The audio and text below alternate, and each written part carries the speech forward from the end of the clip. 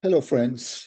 Today we come to the last episode of the current sprint on time management. We've done 3 episodes so far. The first one, we focused entirely on time boxing. And then for the last 2 episodes, we have been doing in bits and pieces, with today's concluding episode, a general informational and tool enhancing method and strategy for time management. We've covered the benefits of time management. We've covered tips for better time management. We've covered what certain strategies we can adapt to have better time management. And of course, we've looked at the importance and why time management is crucial. For the simple reason that it increases your productivity. And if you are more productive and deliver on time and the right quality, your chances of success escalate. Today's final episode on time management, we are going to look at certain tools and different kind of solutions that are available to make your time management more fruitful and less stressful. So we are going to look at those tools and techniques that you can adapt to become a pro at time management and therefore get onto the sprint to your success. So let's start looking at the different kinds of time managements that are there. They are not in any particular order of importance or preference, but they are the different tools that are available. The first one is the most basic one that is easy to understand, is get things done. It's called the GTD. I call it the GTD. I'm sure everybody else calls it. It's a no-brainer. So get things done method. In this method, it's very simple. You make a to-do list all the tasks that you need to do, organize them on the basis of importance and urgency. That is a very important part, which we don't do with all of our to-do lists. We try to serially address them, but that doesn't always deliver the best results. So organize them on the basis of importance and urgency. And update this list on a regular basis. I do things weekly. If depending on the number of tasks you have, you can do it once in 2 weeks, or you can do it daily. Okay, so organize this list and revisit it periodically so that any new important tasks coming up, you bring them onto the top and start addressing them first. Also, what you need to do, which most of us don't do consciously, we do it sometimes as that's a thought that comes, is to club activities together based on projects, because that cannot fail, based on tasks that are similar, because then they give you a better flow and your focus is better. And at times, very necessary, especially when you're managing projects and tasks with various teams, of sequencing them. So this is something that you need to do. And after doing all this, use time boxing. I think that should be a great way to do it. This method in particular works very well for people who get easily distracted, because they have a list in front of them, they have time boxed it, and they have to make it a habit of focusing and respecting those time boxes, start and end times. And naturally, if you're one who works with to-do lists, this is the simplest thing to do. You have a base, and then you're just going to improve on it. So this is the first method, which is called the get things done method. Then there is the next method, which I had started using maybe 25 years back. But then I have evolved over time. I'll come to that also in some time. This is called the Pomodoro technique. Now, what the Pomodoro technique does is that you make time boxes of say 25 to 27 minutes each. Why that 25 to 7? Because you need that 3 to 5 minutes of break between two tasks. So you work in silos of 25 to 27 minutes. You prepare a list of the tasks we want to do on that particular day. So this is a daily activity. And tackle each one at a time. Yes, in the order of importance and urgency. If more time is required for one task, that 25, 27 minutes silo is not enough. You can extend it by an additional silo or two, depending on the task and whether that extra time is justified or not. But take breaks. So even if you're taking an additional silo, don't forget that 3 to 5 minute break that you have normally scheduled between tasks. Use it between one single task. What you really need to do when doing this, and this is where I started changing and adapting things, is you need to mark down on your sheets, on your silos, what are the interruptions and what are the wastage times that occurred during those 25 minutes. So mark interruptions, mark break time. After 25 minutes, you took a 3-minute break, mark it. Okay, why this is going to be helpful is that you will make it a habit after that. You should make it a habit after that to analyze your time and see how much time you have gone in interruptions, in breaks, and in wasteful activities. So this will help you to for the future to plan your tasks and your project timings better. These kind of tasks work ideally for creative thinkers who cannot say that, okay, I'm going to come up with this brilliant idea in 25 minutes. Doesn't happen. So he might need 50 minutes instead of 25. So then this kind of a technique works best for him. And also it works very well for people who frequently feel burned out, because this 25, 27 minute silo forces you to take a 3 to 5 minute break, and that helps to avoid burnout. The third method that I have used extensively, in fact, some of these methods I'm still using even today, is what we call the Pareto analysis technique. Now, I'm sure all of you are aware of the Pareto principle or law, so to say. The Pareto law simply states that it's an 80-20 rule. And it says that 20% of the things that are there in the context of what you are talking will deliver 80% of the results. So this Pareto rule is very helpful in determining what are important things as far as you are concerned. Because if you identify a task and its outcome, and you say that, okay, this outcome is going to help me tremendously, then that comes in that 20%, which is going to give you an 80% return. So it is based on the importance of the outcome decides whether it should be in the 20 or 80%, depending on the importance it has to achieving your goal. And therefore, naturally, it goes without saying, I think it's a no-brainer, that you should address those 20% tasks on a priority. And it works very well for problem solvers because they need to address so many problems and they need to find the best things to do, and works very well for analytical thinkers. Then we have this one I have loved, is what we call the Eisenhower matrix.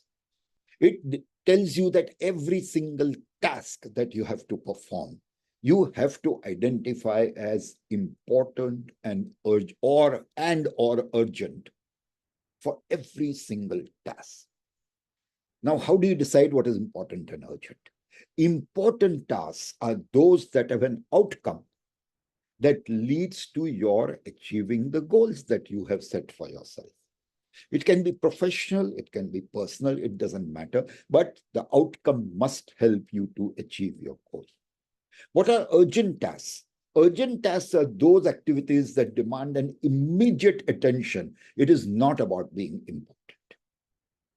By doing this and knowing which activities are important and which are urgent, you will learn automatically not to focus on the unimportant activities.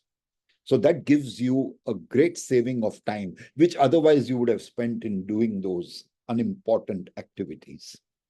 Okay. And it lets you focus on the activities that are going to count and bring you success in achieving your goals. So based on this, you can generally say that you will have first category is important tasks, which are also urgent. Naturally, these go to top of the list. And then you will have important tasks, but they are not urgent. That's the second part of the list.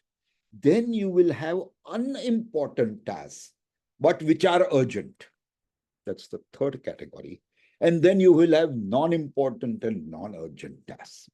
So you have 4 categories of tasks. Naturally, the first category, which is important, urgent, you address on a priority. What is important but not urgent, you address at the first available opportunity, time slot that is available to you, because these are important to achieve your goal. What is not important but urgent, needs immediate attention, these are the ideal tasks you should consider delegating. And if these kind of tasks come up often, make sure you have trained your team so that you can delegate it to them. And what is not important and not urgent, just delete them for your list. They are of no consequence. So the Eisenhower matrix, as I said, I use it all the time. And it works very well for people who have to make decisions, take calls on various topics on a regular basis. And it works very well for critical thinkers. So remember this. And then you have the Parkinson's law. Okay. The Parkinson's law is one we have discussed before, that any task you have and the amount of time you have to complete that task, the work that you do on it will automatically tend to fill up that whole time span that you have. Okay, so you need to be aware when you are doing the task, whether it requires that much time or not. Do it, finish it, the extra time, do another task, take up something else. This works very well for people who work under pressure. They can pull it last minute. They don't have to address it first. It requires 6 hours. Start only 7 hours in advance. Don't start 16 hours in advance and then waste 9 hours. And it works very well for procrastinators, because then it's the deadline is on your head and you have no choice but to do it. And then we have a technique that we have spoken of extensively, which is time blocking. Okay, time blocking works very well for students and parents who have very serious non-professional commitments, which they can't avoid. And it works very well for analytical thinkers, because otherwise they'll go on and on and on with the task. And it works very well for perfectionists who will just keep doing it till they think it is perfect, although what they've achieved is a very good workable solution. The next technique you have is something called the RPM method, which is the rapid planning method. This technique requires training and conditioning of your mind to focus on the outcome of the task of which you have to do. So it is completely based on the outcome that you want, and therefore take up a task that will give you that outcome. This is a little, I'm a little hesitant about this because it's not always very clear. But as I said, it works for people. This one, I believe, would work excellently for somebody who has no really short-term goals, but a tremendous amount of long-term goals. And then we have what is known as the pickle jar theory. You have a jar of pickle. Pick up the ones that are good, pick up the ones that are bad, and isolate them. Okay. This task, this method is very good to help you determine what are the tasks that are important and you should address, and what are the tasks that are not important, which you can either put in somebody else's basket who can remove that little bit of spoiled thing but still make it usable, or somebody who is good at chucking things away. This works very well for concrete thinkers because what they need to think about is what they will focus on. And then we have the eat the frog technique. Start doing whatever you don't like first thing, get it over with, get it out of the way, and then do things that you like. And this works very well for people who wake up early and who will do away with everything before the real work starts, so to say. Because even if you're in a 9 to 5, that first 45 minutes, 1 hour is okay, do your thing kind of thing. Okay. So it works very well for people who are in this kind of a situation. Again, this works well for long term.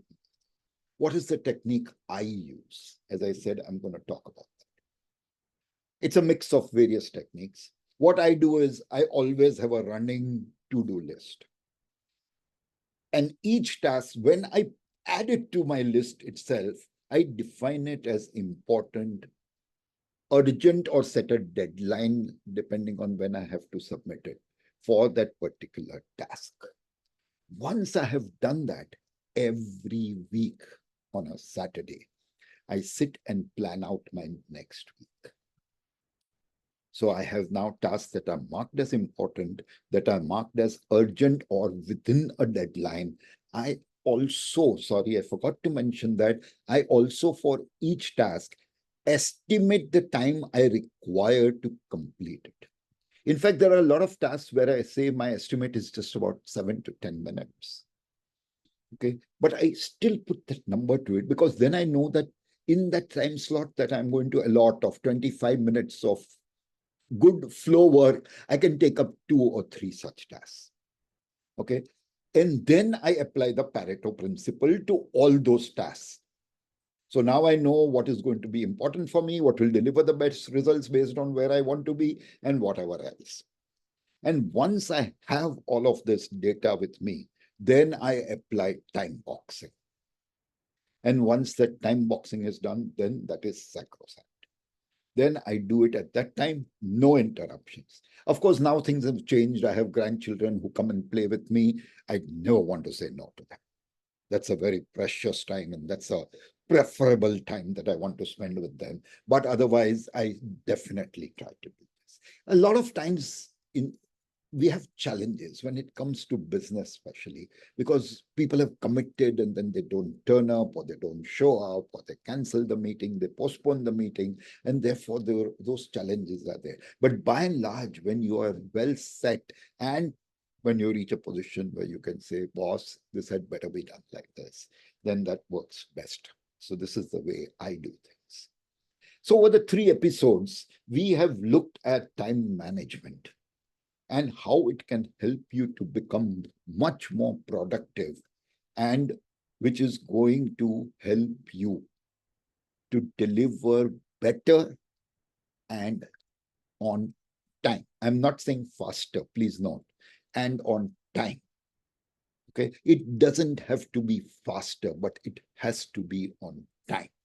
So once we have looked at all this, I am sure you will understand that there are tools available which can be implemented depending, it can be a mix, as I said, that's what I'm doing. But this is going to get you way ahead of the crowd and make you move into the top leadership position where you will be much appreciated by colleagues, by friends, by family, and your bosses, as I said in the last episode, because you are somebody they can rely on to deliver the right quality in the right time frame.